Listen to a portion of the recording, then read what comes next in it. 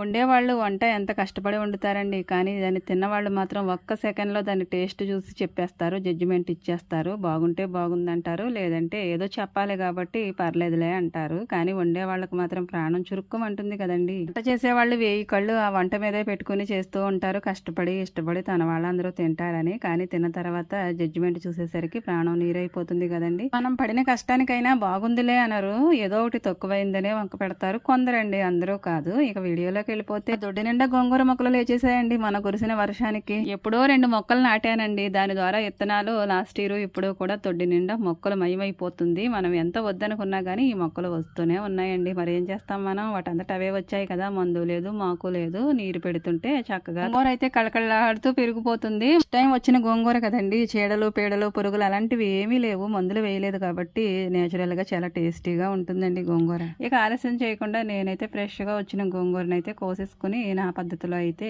ఈ గోంగూరలో రొయ్యలు అయితే వేసేసి, ఎండు రొయ్యలండి, నా స్టైల్లో ఎలా చేస్తున్నానో చూపిస్తున్నాను. ముందుగా అయితే గోంగూరని శుభ్రంగా 3 సార్లు కడిగేసుకుని ఒక చిన్న పాత్రలో అయితే ఇలా పెట్టుకున్నానండి ఉడికించడానికి. దాని మీద టేస్ట్కి సరిపడగా, అంటే కారానికి సరిపడా పచ్చిమిరపకాయలు కూడా వేసి ఉడికించేస్తున్నాను. ఉడికేలోపు అయితే రొయ్యల్ని క్లీన్ చేసుకుంటాను. మా ఊళ్ళో అయితే రొయ్యలు ఎక్కడికక్కడే అమ్ముతారండి. ఇవి 30 రూపాయలు పెట్టి తెప్పించాను అనమాట. వీటిలో కొద్దిగా అయితే తీసుకుని వాటి తలలు, తోకలు, కాళ్ళు, ఈకలు అన్నీ తీసేసి క్లీన్ చేసుకుని పక్కన పెట్టుకున్నాను.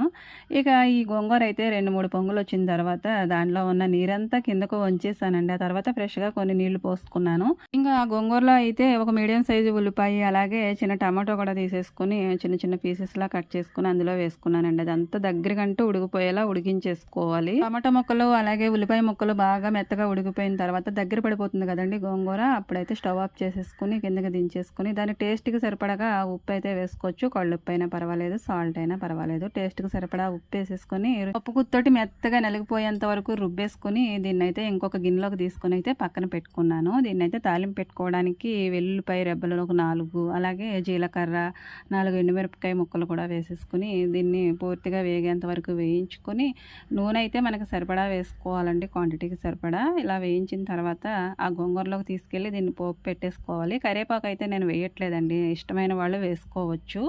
దీన్ని అంతా కలిపి పెట్టేయాలి కలిసేంత వరకు. ఇంకా రొయ్యలు అయితే నీట్గా కడిగి పక్కన పెట్టుకున్నాను. ఇంకాస్త నూనె వేసుకుని దానిలో అయితే ఈ రొయ్యలు కూడా వేసేసుకుని దీన్ని డ్రై అయ్యే వరకు వేయించుకోవాలి. గోల్డెన్ కలర్ వచ్చే వరకు, స్మెల్ నీచు వాసన పోయి మంచి వాసన వచ్చేంత వరకు వేయించుకొని ఈ రొయ్యలను కూడా తీసుకెళ్ళి ఆ గోంగూరలో వేసి కలిపేసుకోవాలండి. స్కిప్ అయింది వీడియో, అయితే కలిపేశాను. వేయించిన రొయ్యలు గోంగూరలో కలపగానే స్మెల్ అయితే కడుపు నిండిపోయిందండి. ఇక అన్నం తినకుండా ఉండలేం కదండి. దీన్ని నచ్చిన విధంగా తినొచ్చు, చపాతీల్లో పరోటాల్లో కూడా తినొచ్చు. కానీ నేను మాత్రం అన్నంలో తింటాను. అన్నంలోనే నాకు ఇష్టం.